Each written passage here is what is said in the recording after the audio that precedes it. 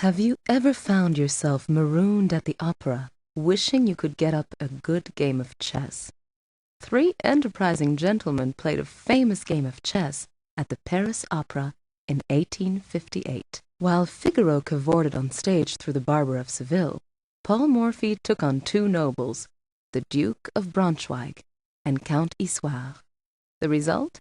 A 17-move thriller in which Morphy, the best American player of the 19th century, showed the power you wield when you develop your pieces, and the penalty you pay when you don't. White starts off with pawn to e4. In the 19th century, it was considered gentlemanly to open a chess game with pawn to e4, which leads to open positions and immediate attacks on the king. Players of that era emphasized offense rather than defense. With pawn to e4, White makes his claim on these center squares and opens these diagonals for his queen and bishop. Black replies pawn to e5. The Duke and the Count wish to make the center squares their kingdom too. Their move also opens diagonals for their own queen and bishop. White continues with knight to f3. Developing the knight to f3 brings the first white piece to the front lines. This move also attacks the black pawn on e5, and it disputes the d4 square with the black e-pawn. Black plays pawn to d6. The nobles counter with a defining move of Philidor's defense. Monsieur Philidor had been the greatest player of the 18th century, but there were a few things about chess openings that even the great ones didn't understand back then. His move defends the pawn on e5, but blocks the diagonal that rightfully belongs to this bishop. White charges forward with pawn to d4.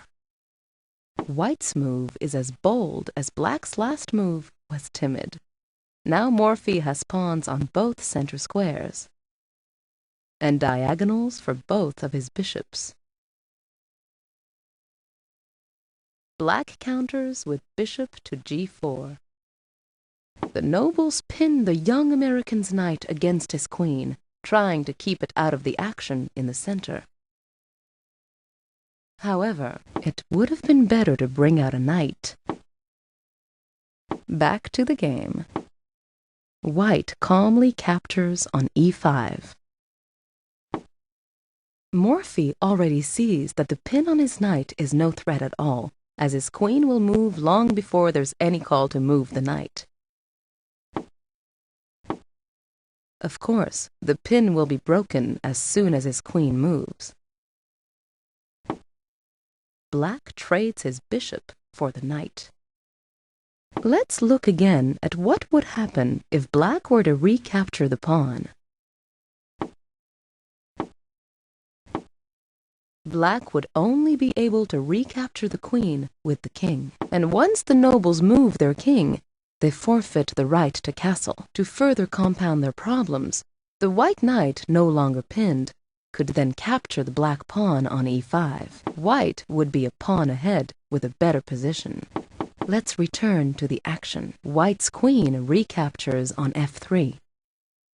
Morphy isn't about to take the bishop with the pawn, as that would rip open his king position. The king might need that protection if Morphy's attention wanders back to Figaro and the nobles' counterattack.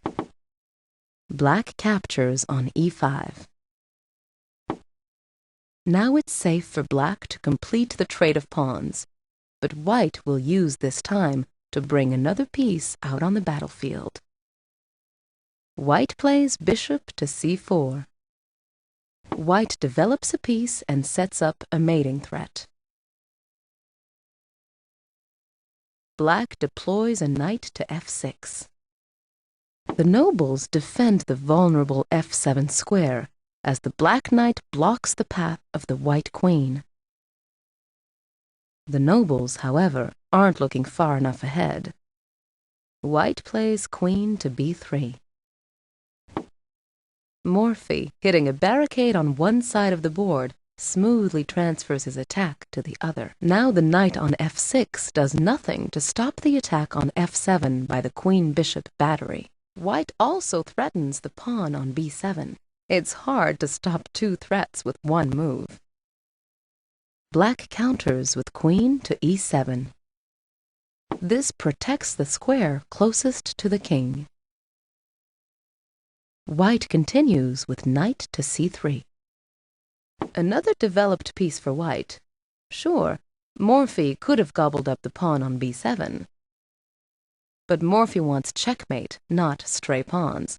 He'll capture a piece when it furthers his attack, not just because he can capture it. In this case, he knows that if he takes the b7 pawn, Black can force a trade of queens. Check. Check. Morphy doesn't want to part with his queen so soon, even if he does win a pawn. Notice that he doesn't start attacking until he has all his pieces developed. Back to the game. Black digs in with pawn to c6. A good defensive move by the nobles. Now White's knight can't rush forward into the d5 post, from where it would strike deep into the black camp. Plus, the black queen can now defend the b7 pawn. That's a lowly job for a queen, but that's what can happen if you don't develop your pieces. White adds pressure with bishop to g5. The black knight is pinned, reducing black's options even further. Now Morphy has all his minor officers in play. He's also cleared his back rank. Now he can castle either way at any time. Let's jump back into it. Black recklessly plays pawn to b5. After Black's good 8th move, this 9th move looks particularly bad. The nobles counterattack even though most of their pieces have yet to leave the starting gate. If you play through games from this period of chess history, you'll find that berserker attacks and mad dashes across the chessboard were the norm. This is one reason why Paul Morphy's crystal clear, logical play looks so distinctive and modern to us today. White captures on b5. The American wunderkind sweeps some of Black's pieces out of the way. He's trading his knight for a couple of pawns, but he's so far ahead in development, it's as if he has extra pieces at his disposal. See how far behind the nobles lag in their development. Both rooks and the bishop might as well be sitting on somebody else's board for all the good they're doing here. Morphy isn't throwing a good knight away. He's building his attack. Black captures on b5. I really have to fault the nobles for this move. It's that old 19th century greedy grab-stuff reflex at work again. Black could have held out longer by trading queens instead. Trading queens is an effective way to take the wind out of an attacker's sails. The moves would have run like this. Check. White would still have a better position, but at least Black could stop worrying about getting mated at any moment. Back to the action. White's bishop captures on b5. Check. See how exposed the black monarch is. Black defends with knight b to d7. Nothing really works here. The nobles develop a piece, but it's pinned to their king. White castles queenside. Morphy simultaneously tucks the king behind this wall of pawns, develops a rook, and puts more pressure on the knight. Black, by contrast, has only developed 2 minor pieces, and both of them are pinned. Black shores up a shaky defense with rook to d8. What can Black do?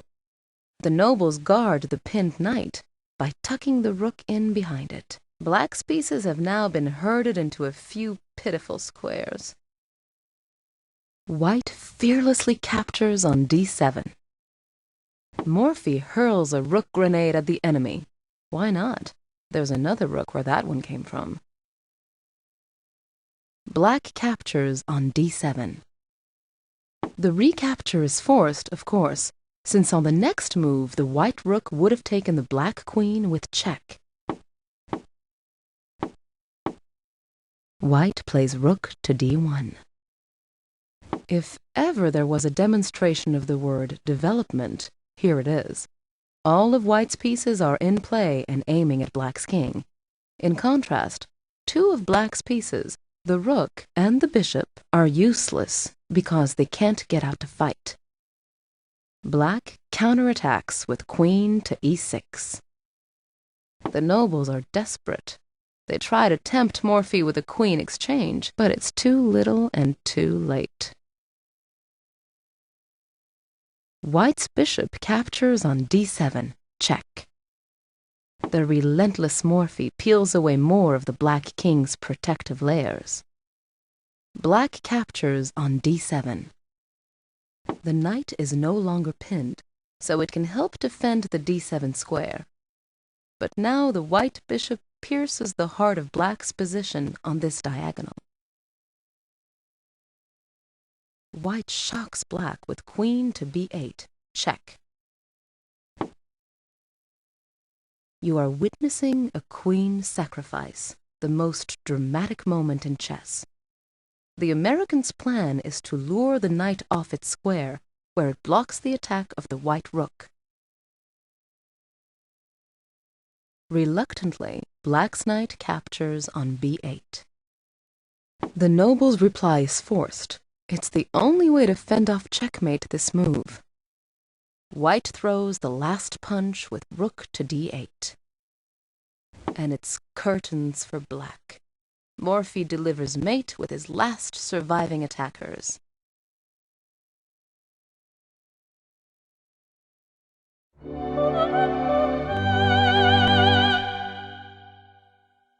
A 150 years later, Morphy's lesson is still clear. Get your pieces out as quickly as you can, and be ready to pounce before the fat lady sings.